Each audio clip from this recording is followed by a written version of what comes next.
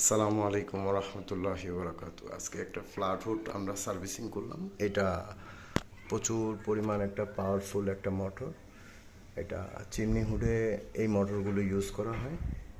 Same দুইটা motor. Chimney হুডে একটু বড় এই রোলারটা থাকে, আর এইগুলোতে একটু ছোট। তো এটা চিমনি হুডের মোটর, দেখতেই পারতেছেন। এই হলো ব্লুয়ারগুলো।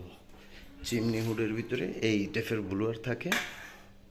এটা পাতলা করছে, কিন্তু এই টাইপের ব্লুয়ার, দুইটা ব্লুয়ার, দুটোটা ব্লুয়ার। এখানে দুইটা নাট, ওই সেম চিমনি হুডের ভিতরে যা থাকে।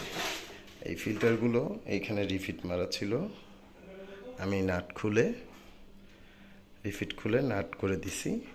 এটা একটা ফিল্টার দুইটা দাম, এইটাও একটা সেম।